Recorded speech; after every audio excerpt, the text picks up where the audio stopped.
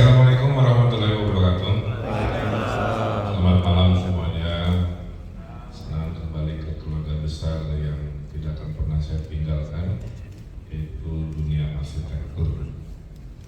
Saya kembali ke setelan pabrik, bajunya hitam-hitam.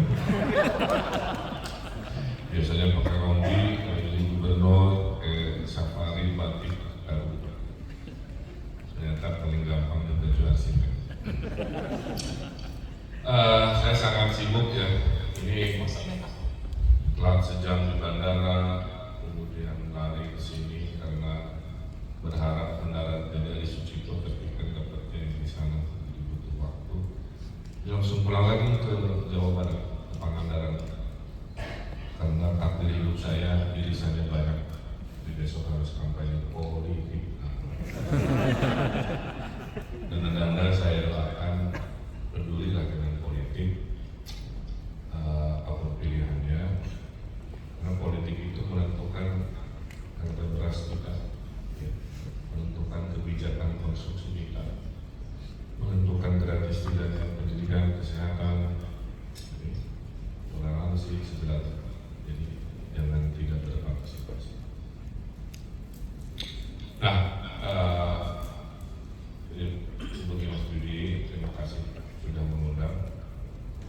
Saya tanya topiknya apa gitu ya, ternyata tentang legacy. Ini agak berat, kenapa? Karena banyak hal yang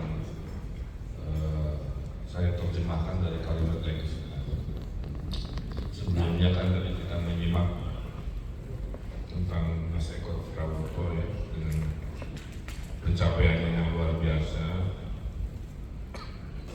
Kemudian Mbak Wendy tadi menceritakan juga takdirnya dengan Mas Bunara, sahabat saya.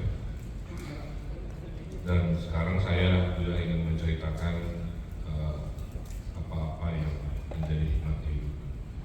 Mungkin saya cerita sebagai manusia dulu ya, dan sebagai profesi arsitek. Dalam perjalanan hidup saya itu, roda kehidupan itu berdinamika, naik turun.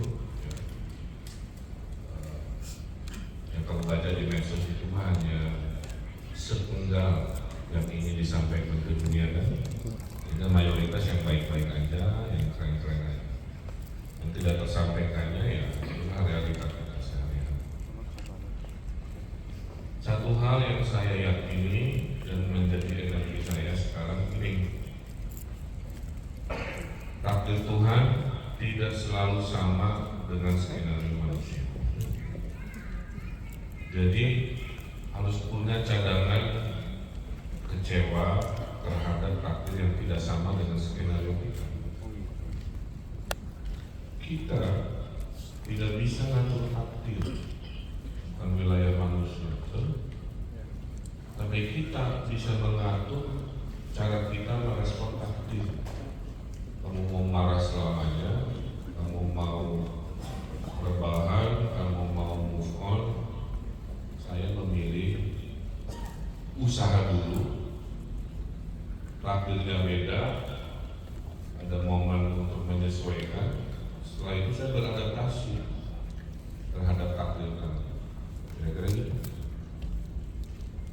Kalau dalam profesi, saya tidak pernah bercita-cita jadi wali kota Bandung. Hanya gara-gara arsitek aktivis, kesel ke kota Bandung yang banyak masalah, mirip lah ya. Nah ini saya belajar, oh ternyata ada pintu untuk merebut kota ini namanya pilkada. Belajar, saya pilkada, oh ternyata harus mengatur dan takdirnya menjadi wali kota. Saya pernah cita-cita jadi gubernur. Tapi waktu takdir itu datang, saya beradaptasi dan tidak mengubah pola pikir saya tentang arsitektur. Hanya perannya bergeser. Dulu melayani klien, saya jadi klien, kira-kira gitu ya. Makanya dulu waktu wali kota Bandung, saya bikin TPAK, tim penasihat arsitektur kota. Saya wali kota ikut mereview proposal bangunan, karena saya punya policy namanya don't give me ugly building policy. Yang jelek-jelek saya suruh pulang. Saya menambahi Art Deco, dan semua bangunan modern itu keren, enggak? Minimalis kadang-kadang jelek banget ini. Art Deco terbukti hangat, kolonial building kadang-kadang lebih wong kan? Nggak suka. Nah jadi itu. Kang Emil setelah ini mau kemana? Saya juga nggak tahu. Tapi pada saat akhirnya ada, saya beradaptasi. Itu jawabannya. Tiba-tiba jadi mandor IKN sekarang. Atas nama presiden, semua bangunan di IKN harus lulus komentar saya kayak very powerful position. Lalu rapat di IKN. Di sini saya rapat lagi karena saya akan mendesain memorial hero, ya. Pematungnya Pak Dumadi orang itu. Jadi di sini saya ke studio, terus tidur di mobil, banyak politik ke Jawa Barat. Nah, bicara legacy, saya sedihnya lah ya. Saya dengan Mas Eko itu tidak dekat-dekat amat, tapi saya menghormati karya-karyanya. Kita merasa dekat kadang-kadang kan bukan karena personality pribadinya, tapi dekat dengan lagunya, dekat dengan arsitekturnya, kita mengagumi, menghormati. Itu hubungan saya dengan Pak Eko. Saya dengar dari Mas Budi, beliau sakit. Di detik itu sebenarnya saya juga sama. Agenda padat sekali. Cuma saya masih ingat ini. Jangan tidak menjenguk orang sakit kalau ada waktu. Jangan tidak bertakziah ke orang meninggal. Nasihat itu saya pakai. Jadi saya harus bisa, saya bilang saya juga. Datanglah saya ke rumah sakit apa ya? Cerjito ya. Dari istrinya, dan Mas Budi juga. Sehat di hari ini, ngobrol ya. Tidak terlihat sakit lah. Dan entah kenapa, maaf ya, ini makan kemanusiaan. Saya ingin berdoa gitu. Dia bilang, Eko, boleh nggak saya berdoa pakai agama saya? Oh boleh. Akhirnya saya pegang tangan Pak Eko, walaupun beda keyakinan. Saya doakan. Serius. Kadang-kadang saya berdoa. Saya bilang, setelah Al-Fatihah dan Allahumma inni nas'aluka salamatan fid din wa afiatan fil jasad wa ziyadatan fil ilmi wa barakatan fil rizqi wa ummatan mu'min wa rahmatan indal maut wa maghfiratan indal maut Allahumma hawwin lana fi syafaratina. Ngalir aja, karena itu yang saya ingin. Dan saya juga sedih ternyata sehari setelah kunjungan saya itu beliau. Nah mudah-mudahan apapun profesi kita, apapun pencapaian arsitektur kita, jangan pernah meninggalkan kemanusiaan.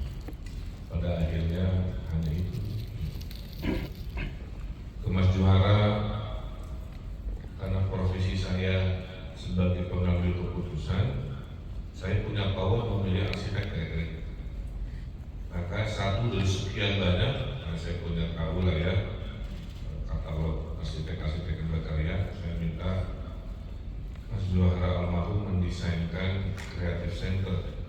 Karena sebagai pemimpin saya punya visi. Ini anak muda gimana mau kreatif kalau nggak ada tempat bertemu, nggak ada tempat pameran, nggak ada tukar pikiran, nggak ada tempat berinteraksi.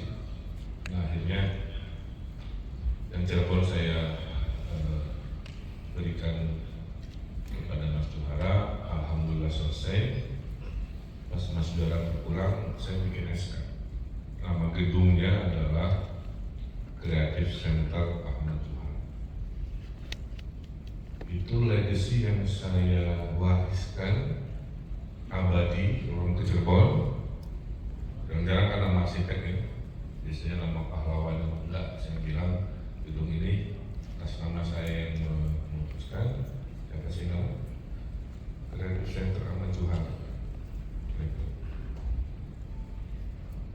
saya menghormati orang-orang yang luar biasa. Di Urbane yang saya bangun tahun 2003 sampai hari ini, kami ditinggalkan seorang arsitek, ya, Julian Sahabat, meninggal serangan jantung. Ruang serbaguna di Urbane saya namai Galeri Julian Sahabat sampai sekarang, untuk menghormati dia arsitek hebat, ya, di kantor saya berpulang saat bertugas, dan tentunya saya beri penghormatan. Jadi itu penghormatan saya, ya, pada mereka-mereka yang menurut saya perlu dihormati. Nah, kembali ke urusan takdir, manusia tidak bisa mengatur takdir, tapi mengejar takdir bisa. Dan pada saat takdir datang, ya menyesuaikan. Dari perjalanan hidup saya, mungkin orang melihat citranya sukses, berhasil. Tapi saya diuji di ujian yang paling besar, yaitu ditinggal oleh anak saya. Saya punya anak laki saya hadir tahun 99 di Amerika waktu saya kerja di SOM, Skidmore Overnight New York. Dan saya dalam hidup saya tidak pernah membayangkan saya mendesain makam. Tidak pernah kepikir dalam berjuta imajinasi saya akan mendesain makam. Tapi takdirnya terjadi, dan sebagai ayah yang ditinggal anak, apalagi persembahan terakhir kecuali mendesainkan tempat peristirahatan yang mungkin terindah yang bisa saya imajinasikan persis. Jadi Helen ini dimakamkan di kampung Ibu Cinta, istri saya. Saya bilang kita harus beri penghormatan. Makamnya itu kayak garden, gitu. Bukan kayak makam tipikal yang ada di film-film. Ini ada kucing yang entah dari mana jaga makam sampai hari ini. Kemudian settingnya memang indah, si kampung istri saya. Dan saya mendesainkan makam bukan hanya buat Eril, buat keluarga kami. Jadi saya kalau Ridwan Kamil meninggal, nanti di makam kami di sini. Udah saya hitung, ini saya, ini istri saya, ini Eril, bisa kira-kira gitulah ya. Nah, sempat dibantu juga sedikit.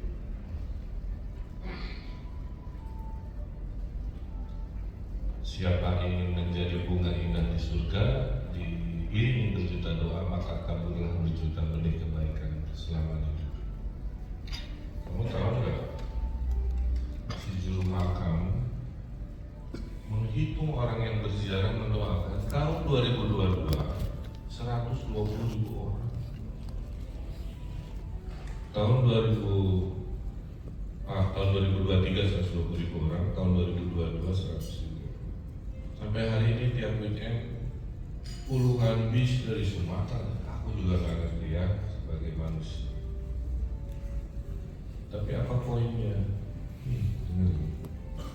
Sebagai kakak, yang diingat itu bukan kekayaan kamu, bukan fisiknya yang diapresiasi.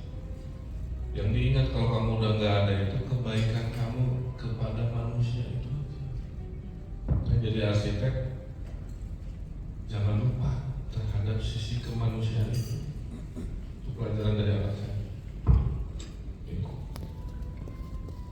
Saya pun siapapun belum tentu bisa Allah muliakan seperti itu.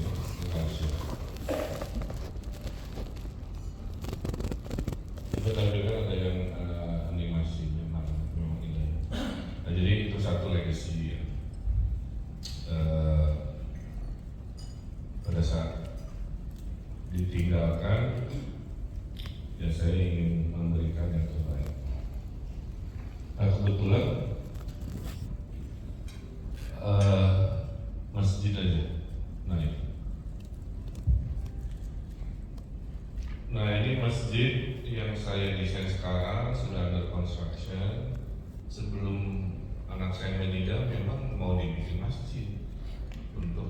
daerah pariwisata di sana lah kira-kira. Karena ada takdirnya ya tentunya saya ubah namanya dan saya namakan Al-Mumtaz sebagai anak persembahan saya ke anak saya. Kalau Taj Mahal kan suami pada istri kira-kira gitu. Kalau ini persembahan ayah kepada. Sebenarnya saya mempersembahkan juga kepada ayah saya. Jadi saya itu ditinggal ayah, saya bikin Masjid Al-Irsyad. Ya, ditinggal anak, saya bikin Masjid Al-Mumtaz. Dan takdirnya begitu mungkin ya, saya kejepit hilang ayah, hilang anak. Nah ini Masjid Al-Irsyad didesain dengan satu metodologi yang mudah-mudahan menginspirasi. Jangan mendesain tanpa kontemplasi di lokasi itu. Ini desainnya itu bukan dari meja gambar, desain itu datang waktu maghrib ke lokasi desainnya. Saya diam melihat cahaya jadi warna-warni karena sunset gitu ya. Sehingga alangkah indahnya kalau sholat melihat ciptaan alami. Maka akhirnya diputuskan dibuka mihrabnya. Biasanya mihrabnya kan tertutup. Dan saya suka air, maka unsur air selalu ada. Apa efeknya? Coba tahan dulu. Si air jadi cermin, dia memantulkan apapun yang ada di atasnya. Karena saya desain miring si mihrabnya, di atas itu jadi kayak infokus gitu. Jadi saya bisa melihat ikan-ikan berenang di plafon itu. Karena terik matahari terpantulkan, si ikannya lagi berenang terpantulkan ke plafon. Jadi apa poinnya?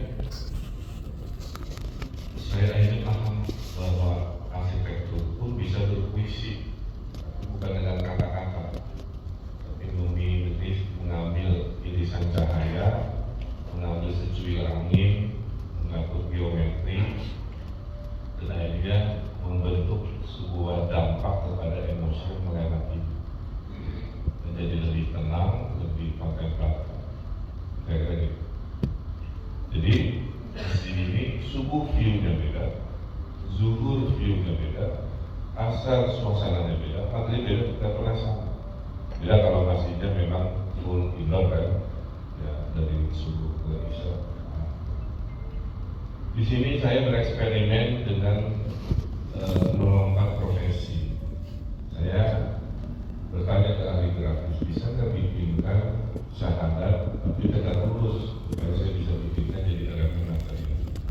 Nah ini pakai arsitektur kufi kan, ya, la ilaha illallah Muhammad Rasulullah. Sehingga 1000 orang sholat di dalam, nggak ada AC, tetap nyaman karena proses ventilasi. Dan alhamdulillah tahun 2015 atau 16 dapat penghargaan sebagai Bid'ah Umar untuk kategori bangun sepuluh. Nah tanpa sadar kawan-kawan ya, kita lagi si peradaban di Indonesia itu mencitrakan saya hobinya desain masjid. Alhamdulillah. Berbagai bikin buku 2 bulan lalu nambah ibadah apa. Lalu laporan Kang Emil, kan mau bikin buku itu diseleksi, kenapa kebanyakan, berapa yang pernah saya desain? Ternyata saya sudah mendesain 70 masjid, alhamdulillah. Yang gak pernah saya hitung kan, salah satunya yang paling jauh kalau tampilkan masjid di Gaza. Saya cek minggu ini masih berdiri apa? 80 masjid hancur, mas. Masjid saya masih berdiri. 20 miliar tetap ngumpulin dari netizen. Gabungan netizen di kelas netizen julid, pokoknya gabung kan. Karena saya tahu dari normal tapi hal ini politik jadi julid. Dan apa pelajarannya? Nah, kamu jangan marah sebagai arsitek ya, kalau publik menafsir bangunan kamu seperti sesuka dia. Ribuannya dan PS3 ya. Saya googling kan, mirip juga. Tapi saya nggak pernah lihat karena konsep saya adalah ini tidak kurang sabit. Lihat dari atas, hablum minallah, hablum minannas, hablum minal alam, kira-kira begitu. Jadi kurang sabit, tidak tabung, itu maksud saya kan. Tapi netizen Gen Z ini kan dunianya kadang saya tidak pahami. Makanya guys. Jadi kami jangan marah kalau mereka menjuluki bangunan kita. Berikutnya, nah ini takdir juga nih. Jawa Barat itu kan tidak punya masjid raya karena urutan masjid itu negara namanya Masjid Istiqlal, provinsi namanya Masjid Raya, kota kabupaten namanya Masjid Agung, kalau kecamatan Masjid Besar, kalau desa Masjid Jami. Puluhan tahun provinsi kami tidak punya, ini ke kota Bandung. Jadi kota Bandung itu namanya Masjid Agung, diklaim oleh provinsi menjadi Masjid Raya Bandung Provinsi Jawa Barat, ibaratnya dua fungsi status dijadikan satu. Nah saya usulkan ke gubernur sebelumnya harus punya masjid, dan saya wakafkan desain saya ke wali kota. Saya ini jadi gubernur, takdir kan? Arsitek iya, bohir iya, kan jadi resmiin iya. Coba yang pernah kan ada jarang-jarang lah ya. Profesi takdir seperti itu, coba bayangin.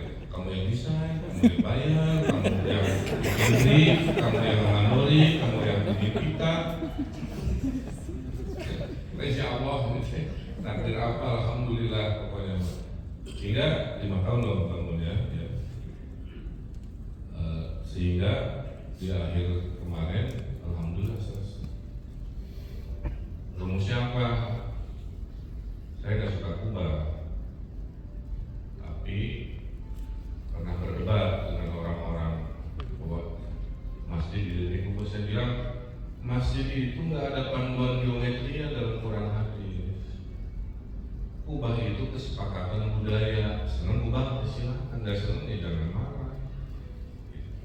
Karena kalau ngomongin kubah sebagai masjid, dewanya Romawi udah pakai kubah di Pantheon. Gereja-gereja di Rusia, gereja-gereja Ortodoks itu kubahnya banyak ya, yang di Moskow dan sebagainya. Itu mau kesenangan aja, gitulah bahasa orang. Maka saya selalu rekayasa bentuk-bentuk yang kalau bisa baru. Jadi saya sumbangan arsitektur itu jangan membuat yang lama tapi versi barunya ada lebih mewah, semuanya, tapi Anda mendefinisikan hal-hal baru. Itulah saya doakan Anda semua menjadi arsitek. Sebelum naik garis bertanyalah kenapa, kenapa nggak bisa? Kenapa harus mengulangi yang pernah Anda lihat? Sumbangkanlah bentuk baru, vocab baru itu sumbangkan dari Pak. Kan melihat arsitektur tuh, istri saya bertanya, gimana cara merespon pembangunan arsitektur? Seperti 3 cara. Kan? Kalau dia jelek, ya begitu. Kalau dia oke, dia responnya oh. Tapi kalau arsitekturnya keren, pasti wow, kan gitu ya. Jadi usahakan semua merasa wow, bisa oleh geometrinya, biasa oleh data. Ini kapasitas 50.000 orang ya. Dari rumus pesanan matematika, makanya namanya Al-Jabar, kayak rumus matematik. Kebetulan provinsinya Jabar ya. Dan Asmaul Husna, nama Allah Maha Berkehendak, yang juga Al-Jabar. Tidak ada Asmaul Husna Al-Jabar. Kembali lagi sudah takdirnya Asmaul Husnanya Al-Jabar, inspirasi konsepnya rumus matematika. Oke, masuk gayanya provinsi di Jabar.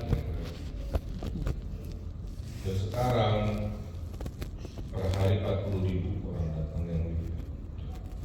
Sampai kalau di Jabar itu ya, yang belum berhaji wajib muslim. Memang dapat status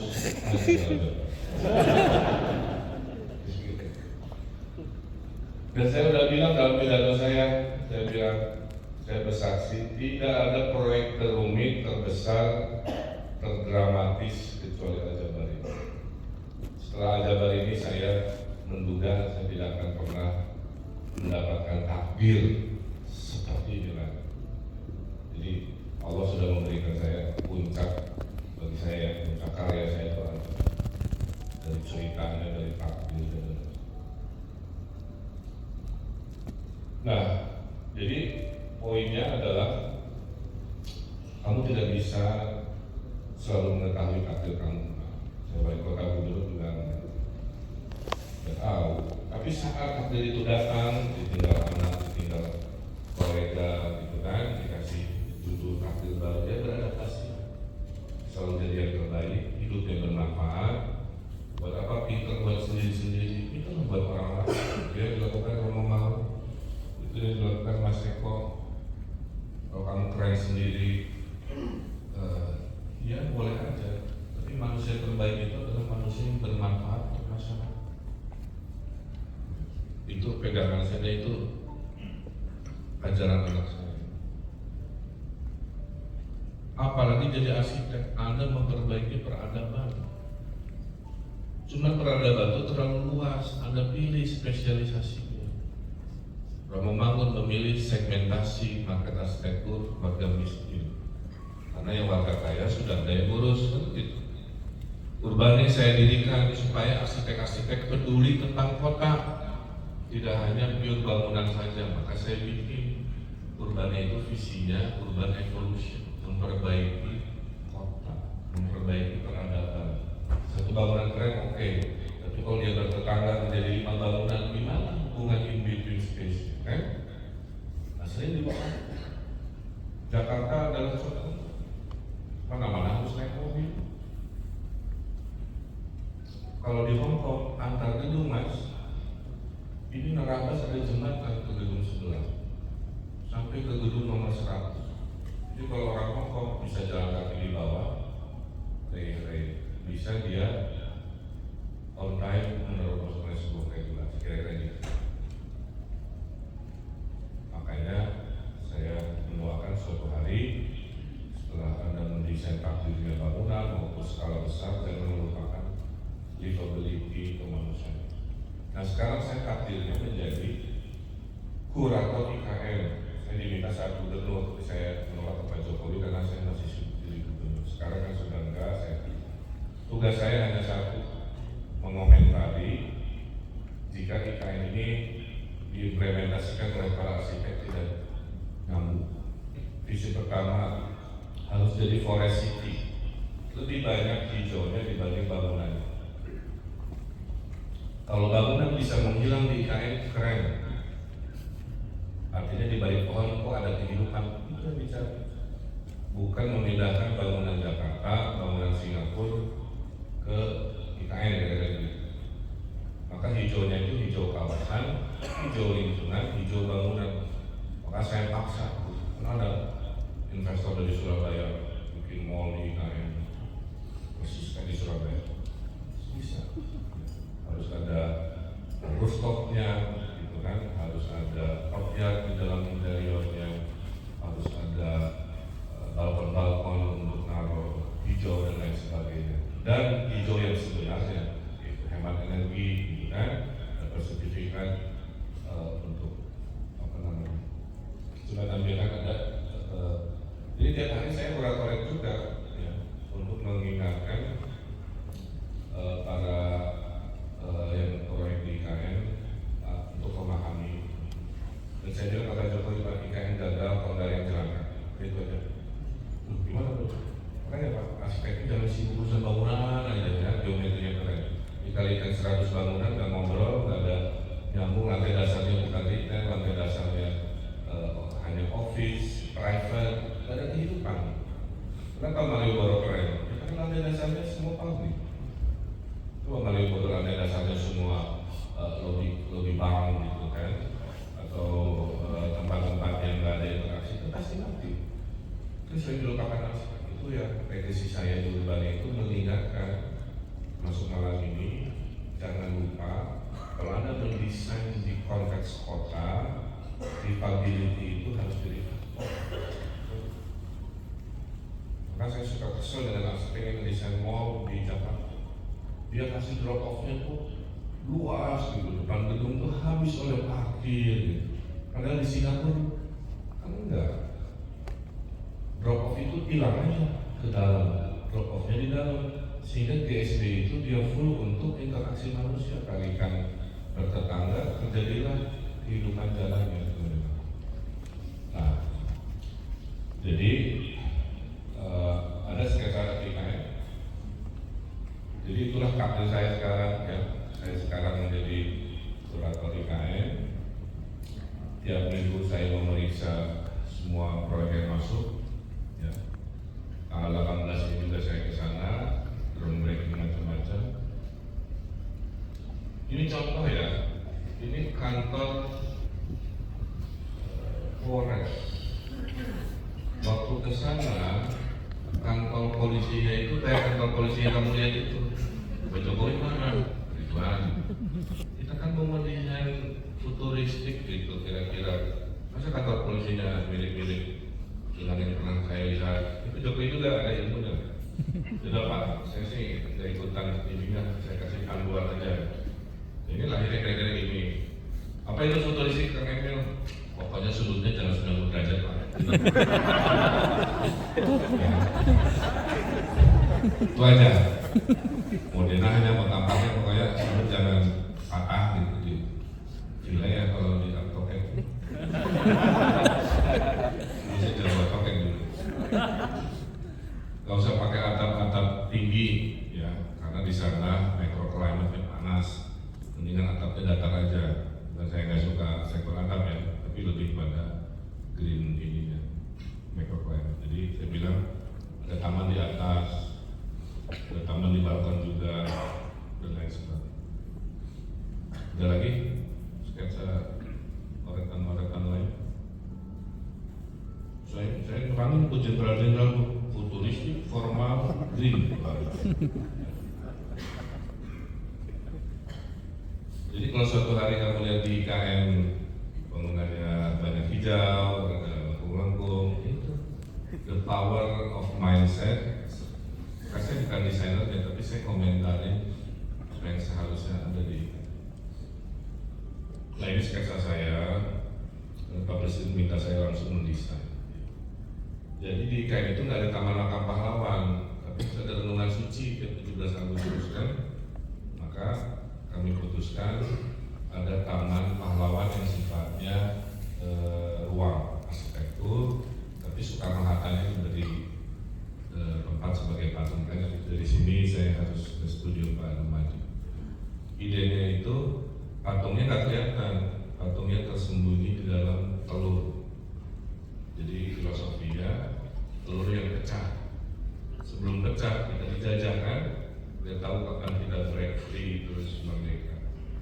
Nah, 17 Agustus telur itu pecah, maka kita memulailah sejarah bangsa kita kira-kira begitu.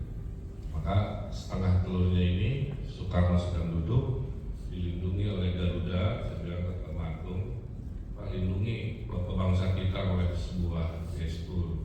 Ini Garudanya bukan Garuda Pancasila ya, tapi Garuda lagi begini berseberangan. Jadi saya kolaborasi dengan Pak Yori Atar, timnya, mudah-mudahan 7 bulan selesai. Dan kamu harus di IKN supaya jangan menggosip tanpa melihat. Ya, saya tahu lah sebagian dari kamu kan terpengaruh oleh debat. Saya kasih ilmunya ya. Boleh setuju, boleh tidak. Ini IKN itu bukan ide Pak Jokowi. Bagi yang mereka masih berpikir IKN ide Jokowi, saya katakan keliru. IKN itu sudah ada dari zaman kolonial. Karena Batavia saat itu tidak cocok jadi ibu kota. Ada pandemi namanya malaria. Maka pindahlah bikin sayembara IKN. Semarang, Malang, Bandung. Yang menang Bandung. Maka pindahlah militer ke Bandung, Departemen Perhubungan ke Bandung, ini ngomongin legasi juga kan, SDM ke Bandung. Tahun 42 akan diumumkan IKN Bandung keburu Jepang datang. Bubarlah mimpi IKN pemerintah kolonial Belanda. Tuh, zaman Bung Karno IKN-nya di Palangkaraya, tuh, dan ada dalam sejarah kuliah. Tapi nggak jadi karena duitnya belum memungkinkan. Tapi sudah dihitung, Kalimantan tidak ada bencana, nggak ada gunung berapi, jarang ada gempa. Di zaman Pak Harto ada juga IKN namanya Jonggol di Jawa Barat, yang saat itu sudah di-tag oleh mafia-mafia tanah kan, keburu reformasi. Nggak jadi IKN-nya Pak Harto di Jonggol, kalau jadi IKN itu di Bogor. Nah, di zaman Pak Jokowi semuanya memungkinkan, akhirnya jadilah keputusan sejarah itu. Dua, apakah IKN menghabiskan hutan-hutan? Enggak. Di sana itu kebun berbentuk pohon eukaliptus yang jadi tisu. Tiap 6 tahun si pohon itu ditebang, tanam lagi, tanam lagi gitu. Jadi bukan hutan tropis, makanya nggak ada faunanya di sana. Karena pohonnya cuma satu. Ya. Dulunya milik konsesi perusahaan, diserahkan ke negara. Jadilah IKN. Jadi saya itu berdoa, ya Allah, mudah-mudahan bangsa ini jangan selalu balik kanan. Ya pada gagasan, karena perbedaan politik kan dihentikan. Nggak boleh. Kita harus jadi bangsa yang dewasa, melanjutkan, menghormati legacy kepemimpinan sebelumnya di level negara. Makanya sempurnakan aja hal-hal yang sudah dilakukan oleh presiden-presiden sebelumnya. Saya selalu pidato menghormati gubernur sebelumnya.